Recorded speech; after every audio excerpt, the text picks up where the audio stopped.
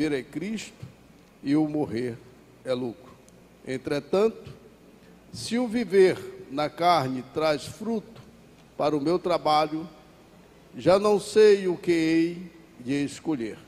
Ora, de um outro lado, estou constrangido, tendo o desejo de partir e estar com Cristo, e que é incomparavelmente melhor, e mais, por essa causa, e mais necessário permanecer na carne. E convencido disto, estou certo de que ficarei e permanecerei com todos vós, para o vosso progresso e gozo na fé, a fim de que aumente, quanto a mim, o motivo de vos gloriardes em Cristo Jesus, pela minha presença de novo convosco. Amém. Obrigado, meu irmão. Porque para mim o viver é Cristo e o morrer é lucro. Paulo tem umas frases curtinhas assim, que são muito tocantes no assunto que ele está abordando em vários momentos aqui da leitura das cartas de Paulo. Paulo pregava por amor, gente. Amor a Cristo. Paulo foi uma pessoa especialmente escolhida por Deus pelas suas qualidades e aonde ele poderia chegar. Porque nós sabemos que o Evangelho veio primeiro aos judeus, mas os judeus não o receberam muito bem, uma boa parte, principalmente a liderança, né?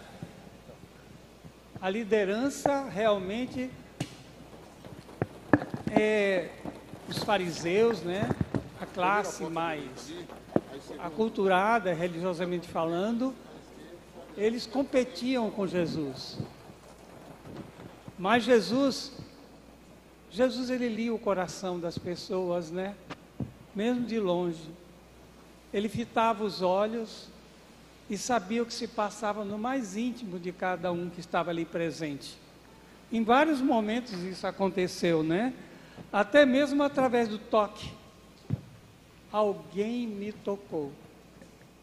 Ele sabia, porque não era somente um gesto físico, mas ia lá no fundo do coração daquelas pessoas, né? Então, o apóstolo Paulo é um exemplo muito bom para nós realmente seguirmos integralmente pelas suas atitudes. Paulo pregava o evangelho por amor. Vamos orar? Eu vou pedir a nossa irmã Marise Rocha, levante a sua voz e peça a orientação de Deus para que Ele nos abençoe com essa lição de hoje. É um tema muito conhecido, muito falado, mas é importante que ele fale diferente ao nosso coração. E é através da oração que a gente vai pedir isso ao nosso Deus, Marise. Pode orar, minha irmã. Oremos então. Oremos. Nosso Deus e nosso Pai, Deus Todo-Poderoso, Deus fiel, Deus justo, Deus da promessa, o único e verdadeiro Deus que tem todo o poder nos céus e na terra. Nós te louvamos, nós te adoramos, Pai, porque só Tu és digno de todo o nosso louvor e toda a nossa adoração. Agradecemos a Ti pelo dia de hoje, dia do Senhor, dia que o Senhor preparou para que estivéssemos todos juntos, reunidos na Tua casa, para prestarmos esse culto, ó Deus, realizarmos esse trabalho que é só a Ti é devido. Nesse momento nós queremos entregar nas Tuas mãos a vida do presbítero Emanuel. Senhor, que o Senhor esteja usando a instrumentalidade dele, colocando, ó Deus, as Tuas palavras nos Teus lábios, para que possamos, ó Deus, aprendermos através dele, ó Deus, tudo que vai ser dito e apresentado aqui nesta manhã. Dá, Senhor, a sabedoria que vem de Ti, E abre, Deus, e ilumina as nossas mentes, para que possamos entender a Tua palavra e tomarmos posse da Tua palavra, porque a Tua palavra, Deus, é a verdade.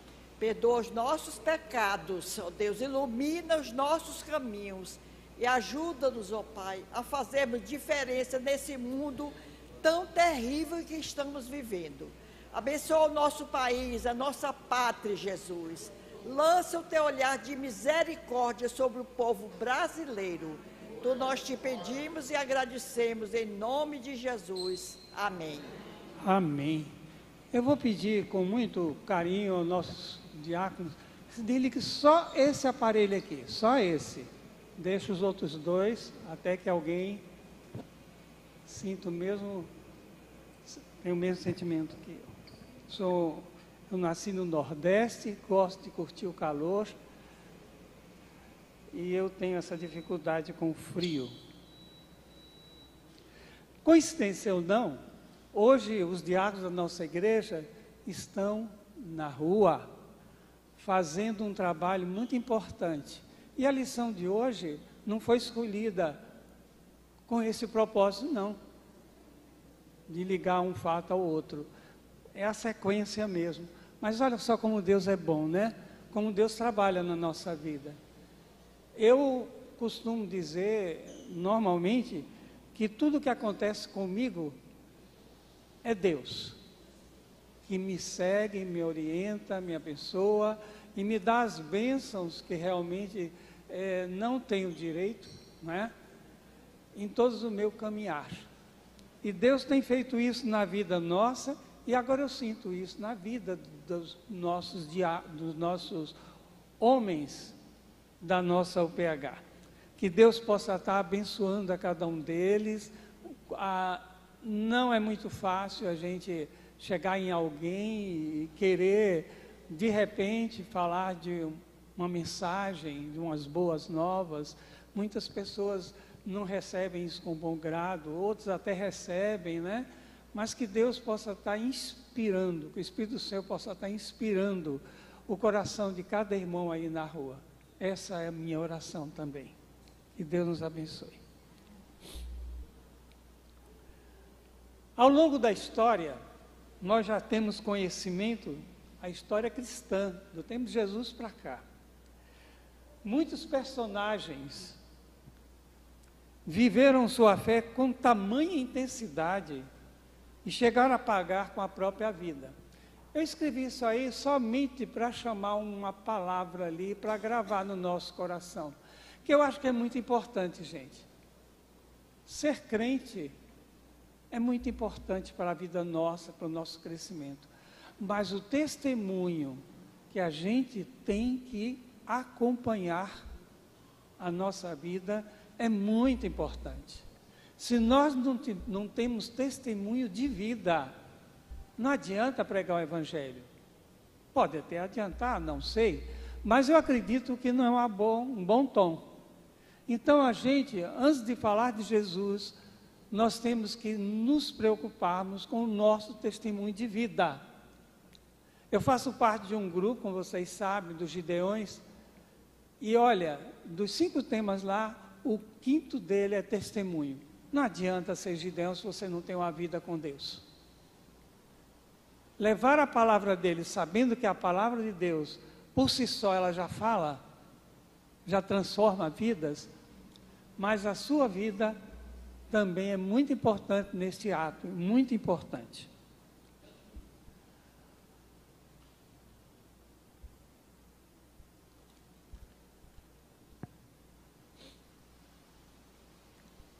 Esses homens que pagaram com a sua própria vida, né, a falar do Evangelho, a viverem o Evangelho, muitos deles morreram. Todos nós sabemos, se fala no púlpito frequentemente, em reuniões, né?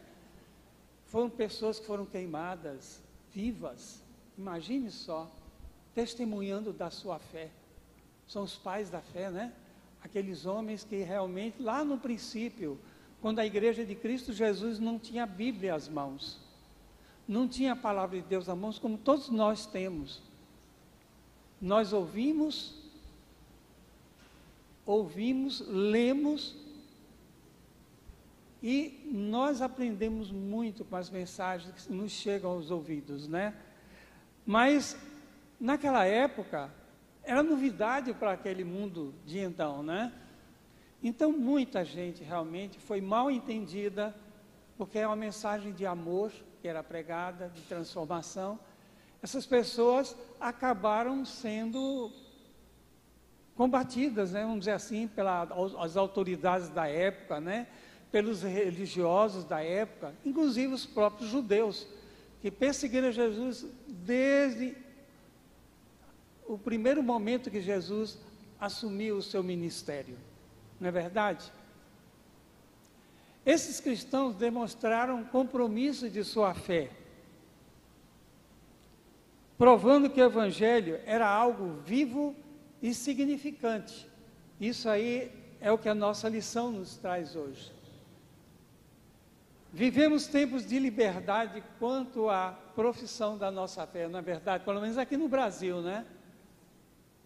Nós podemos sair às praças, chegar às pessoas e falar de Cristo. Podemos oferecer uma literatura, podemos oferecer a palavra de Deus.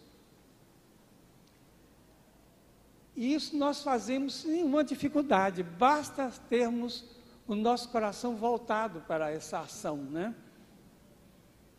Mas uma coisa é certa, comparando com aqueles irmãos lá do passado, comparando com irmãos que moram hoje em países onde é proibido, e se for pego com a Bíblia na mão, é preso e sofre as consequências das leis daquele país. Não podemos nos acomodar aqui no Brasil com respeito a essa questão. Muito pelo contrário, né? Fica bem mais fácil a gente falar de Jesus.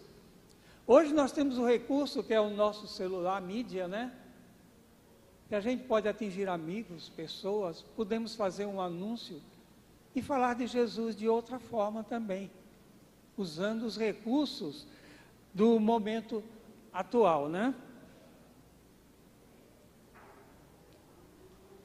Vamos resgatar as experiências inspiradoras do apóstolo dos gentios. O apóstolo Paulo, que o nosso irmão leu o texto aí, ele falando que pregava o evangelho por amor a Cristo.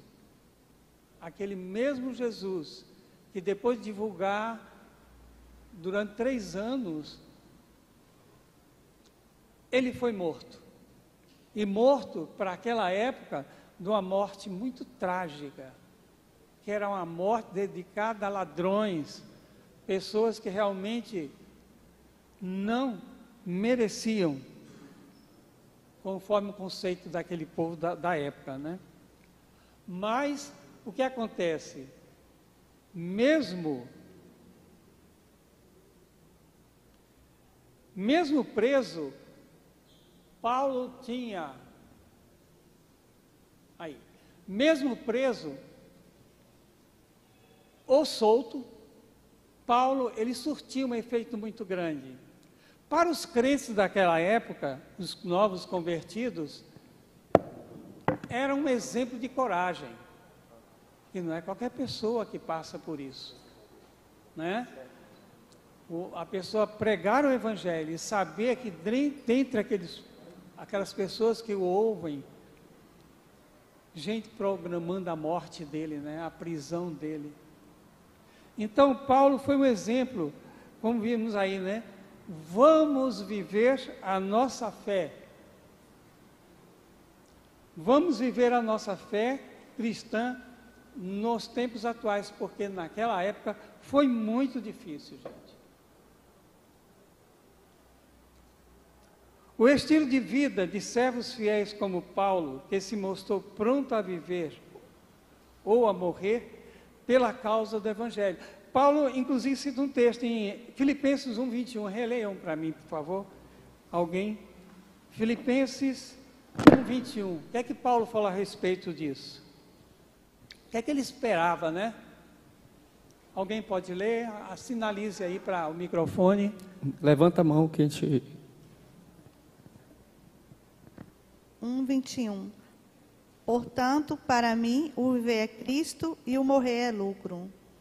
Que beleza, né? Essa convicção de Paulo, coisa maravilhosa. O poder do Evangelho, vivo, incontestável, nos leva a pensarmos em 3 atitudes. A determinação para se viver em Cristo em quaisquer circunstâncias, que era o caso de Paulo, né?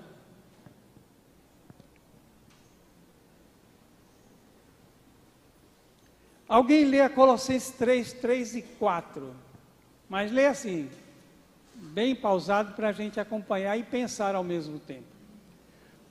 Colossenses 3, 3 e 4. Que diz esse texto? Levante a mão. Levanta a mão aí para mim. Isso, pronto. Clícia. 3 e 4, né? Porque morreste e a vossa vida está oculta juntamente com Cristo em Deus. Quando Cristo, que é a nossa vida, se manifestar, então vós também sereis manifestados com Ele em glória. Cristo é o centro da existência do crente. É a fonte de vida verdadeira. Cristo é a esperança e salvação. 3 teminhas pequenos, mas que traz uma mensagem muito profunda aos nossos corações, não é verdade? Esta afirmação nos leva ao texto de Colossenses 15, 19. Leamos, o texto está ali mesmo. Vamos ler juntos? Todos. Se a nossa esperança em Cristo se limita apenas a essa vida, somos mais... É um texto de Paulo. É o que eu falei, né? Paulo tem umas frasezinhas curtas que falam muito ao nosso coração, como verdadeiros cristãos, né? Se a nossa esperança se limitasse a essa terra, né? O que é que Cristo nos levou a pensar? Na eternidade, no céu. O que virá depois disso tudo aqui. Quando você chegar aos 80 anos que eu cheguei, então vocês vão olhar para trás, puxa, a vida passou rápido, né? E logo nós voamos e vamos para a presença de Deus. É para a eternidade, é o que está nos esperando lá. Eternamente com Cristo Jesus. Vamos ao próximo? Podemos dizer então, Cristo é a nossa vida. É o que o Paulo, em vários momentos, colocou para todos nós. Vamos ler junto? Cristo é a nossa vida. Só vocês. Cristo é a nossa vida. Paulo afirma, no versículo 16, que nós lemos aí, que o irmão leu, né? Foi por amor. Olha só o que o Paulo fala. Por amor, estou incumbido da defesa do Evangelho. Em vários momentos nas epístolas dele, ele fala realmente como se fosse uma defesa. Filipenses, na leitura dessa carta, a gente nota isso. É Paulo afirmando o porquê dele ser um pregador do Evangelho naquele momento, né? Então, vejamos agora esta expressão de Paulo. Todos. Para mim, o viver é Cristo. Olha só. Tão pequenininha essa frase, mas tão importante para nós como servos do Senhor. O reformador Lutero traduziu essa frase de outro jeito. Pois Cristo é a minha vida. Já pensou você falar assim, a Lene é a minha vida? Estranho, né? Mas Paulo usou a pessoa de Jesus para falar isso. E por amor a esse Jesus, Paulo passou muitas situações difíceis na vida dele, não é verdade? E é um exemplo para nós a ser seguido. O comprometimento do apóstolo Paulo era fruto de uma rica experiência com Deus. Não há negar isso, né? E assim foi denominado como o apóstolo dos gentios. Todos os irmãos sabem o porquê disso. O seu amor ao evangelho era o motivo de sua vitalidade, energia e disposição. Paulo, mesmo preso, ele se preocupava com as várias igrejas por onde ele, os locais onde ele passou, onde se formaram igrejas, né? Então Paulo tinha uma preocupação muito grande e ele recebia informações de como andava tal e tal, eu posso dizer, igreja, né? Em cada lugar onde se desenvolvia o evangelho. E ele sentava, mesmo preso, mesmo em cadeia, ele se concentrava e escrevia uma carta de admoestação, de aconselhamento, né? Ele escreveu uma carta louvando a atitude da igreja em certos momentos, mas também ele escrevia as cartas corrigindo, muitas vezes, o que muitos grupos, muitas igrejas praticavam naquela época, né? Mas tudo ele fazia por amor ao Evangelho. Isso está em 1 Coríntios 9, 23. Pelo Evangelho, estava sempre pronto a viver, e mais do que isso, a morrer pela causa de Cristo. Eu vou pedir que alguém leia Atos 20, de 22 a 24. Atos 20, de 22 a 24.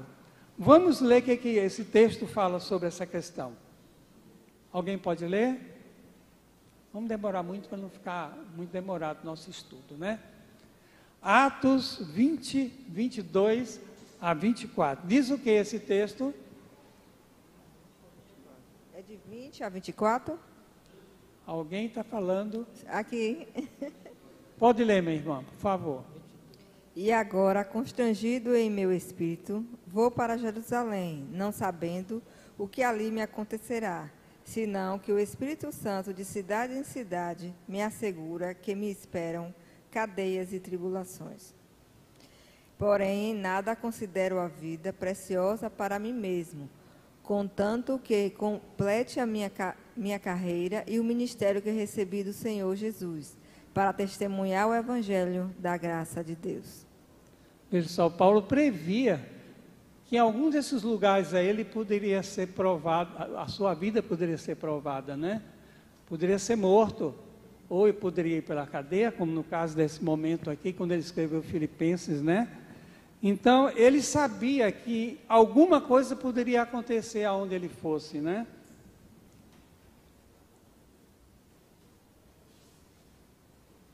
Vamos em frente. O progresso contínuo da causa de Cristo. Nada pode interromper o propósito de Deus, de levar o Evangelho a toda criatura. Não é assim que está escrito? Veja só o propósito de Deus, como é que Jó pensava a respeito. Bem sei que tudo podes, e nenhum dos teus planos pode ser frustrado. Alguém lê Salmo 33, 11 também, muito interessante esse texto. Salmo 33, 11. Vamos lá? Alguém pode ler esse texto? 33, 11. Salmo 33, 11. O conselho do Senhor dura para sempre, os desígnios do seu coração por todas as gerações. O desígnio do seu coração. Os seu desígnios do seu coração. Deus não, as vontades do Senhor não poderão ser frustradas. Quando ele falou que o Evangelho chegaria a todos os seres humanos, Não era à toa. E até hoje se cumpre isso aí. E Cristo só vai vir quando o evangelho dele for pregado a toda criatura. De alguma forma, nesse mundo, o pessoal vai tomar conhecimento do evangelho. O apóstolo Paulo, para o apóstolo Paulo, sofrer por Cristo era um motivo de glória. A prisão era, na verdade, uma grande oportunidade. Porque ele era uma pessoa muito conhecida, ele tinha também cidadania romana, né?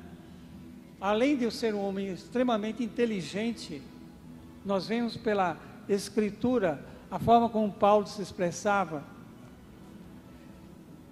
Ele acabava dando exemplo, mas ao mesmo tempo passando por privações, e mesmo assim, ele tinha a alegria de passar a cada um de nós essas frases tão tocantes ao nosso coração, né? Pregar o evangelho para ele era algo assim muito importante. Ele se sentia bem. Em Roma, a guarda pretoriana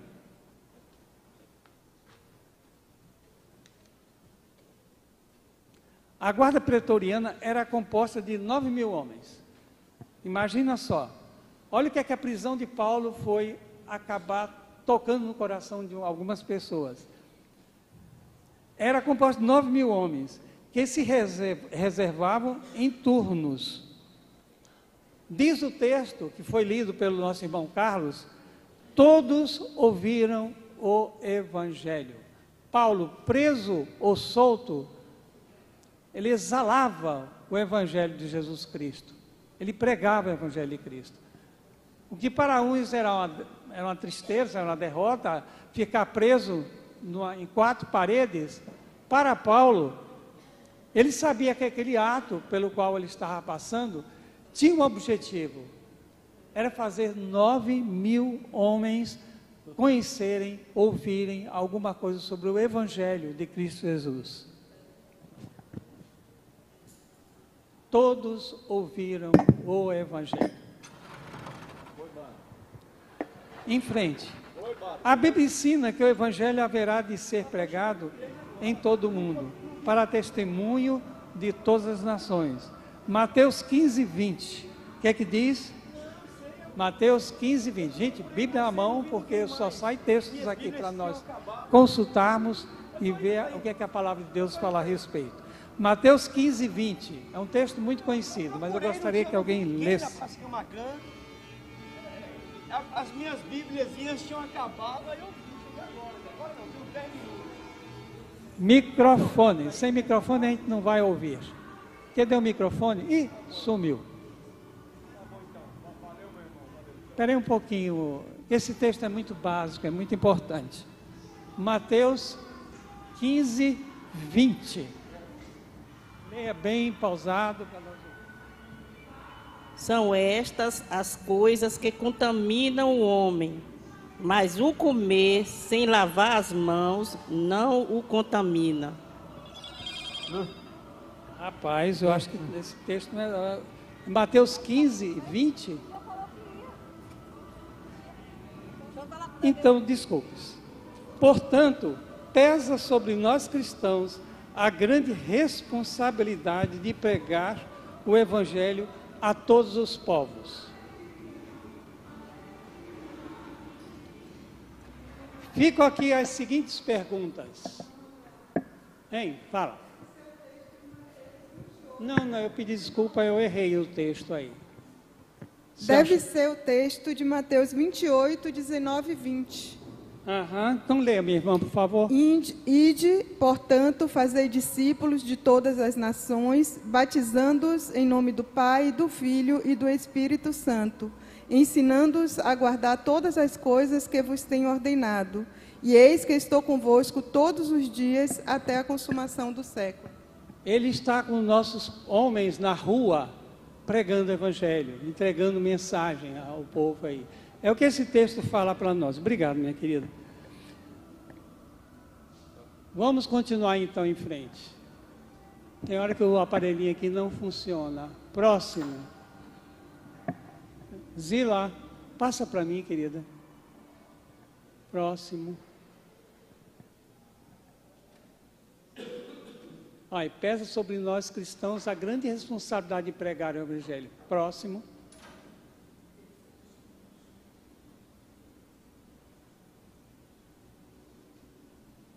Opa, agora eu consegui.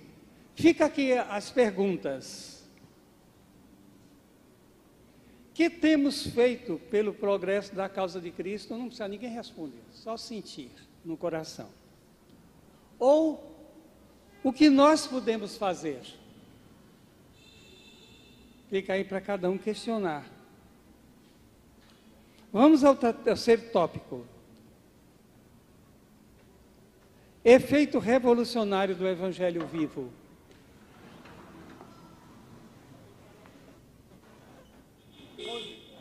Alguma coisa assim. O Evangelho transforma vidas e provoca mudanças profundas nas pessoas e na sociedade. Nós sabemos disso através de pessoas, nós mesmos, cada um de nós, depois que recebemos a Cristo, alguma coisa mudou na minha vida e mudou na vida de cada um de vocês. É isso que o Evangelho faz. A igreja primitiva sofreu muita resistência ao Evangelho de Cristo, registrada, por exemplo, em Atos 17, atenção, agora vamos ver se eu acerto o texto, né? Atos 17, 5 a 9. O que é que diz esse texto aí?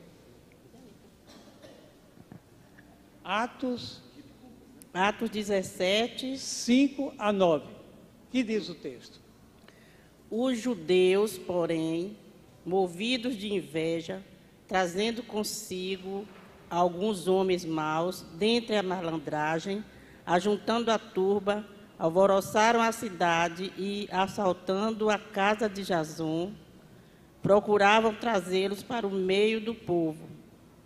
Porém, não os encontrando, arrastavam Jason e alguns irmãos perante as autoridades, clamando: estes que têm transtornado o mundo chegaram também aqui, os quais Jason hospedou. Todos estes procedem contra os decretos de César, afirmando ser Jesus outro rei. Tanto a multidão como as autoridades ficaram agitadas ao ouvir estas palavras. Contudo, soltaram Jason e os mais, após terem recebido deles a fiança estipulada. Veja só o que passava os nossos irmãos daquela época, né? No tempo ainda do apóstolo Paulo. Vamos para em frente. Muitas atitudes terminam por baratear o Evangelho, sendo motivo de escândalos e divisões. É isso que dá no mundo de hoje. Nós podemos pregar o Evangelho, muitos pregam o Evangelho, só que a vontade final dessas pessoas muitas vezes leva a escândalos, né? Leva a motivos de zombaria, até de menosprezar o próprio Evangelho, né? Somente o Evangelho é o poder de Deus, capaz de transformar vidas e provocar mudanças profundas no mundo em que vivemos. Então, vamos anunciar este Evangelho vivo a todas as criaturas. Não tem limite, é a todas as criaturas, sejam ricos, sejam pobres, sejam crianças, sejam adultos. A ordem é anunciar o Evangelho. E vamos ver lá, já não sou eu quem vivo, mas Cristo vive em mim. E esse viver que agora tenho na carne, vivo pela fé no Filho de Deus, que me amou e a si mesmo se entregou por mim. Vamos ler com as vírgulas até o final desse texto, Gálatas 2:20. E assim nós vamos encerrando a nossa lição de hoje. Muito simples, muito fácil de entender, E a palavra de Deus está aí ao lado para a gente checar e saber a verdade que nela está contida. Vamos lá? Já não sou eu quem vive, mas Cristo vive em mim. E esse viver que agora tenho na carne, vivo pela fé no Filho de Deus, que me amou e a si mesmo se entregou por mim. Esse mim é cada um de vocês que está aqui presente hoje, ouvindo essa lição. Que Deus possa me abençoar e abençoar cada um de vocês. E abençoar esses irmãos que estão na rua também pregando o Evangelho de Jesus e entregando um texto, uma palavra de Deus a cada um que vai ser evangelizado hoje, que está sendo evangelizado. Que Deus nos abençoe e dê um almoço tranquilo, abençoado a cada um.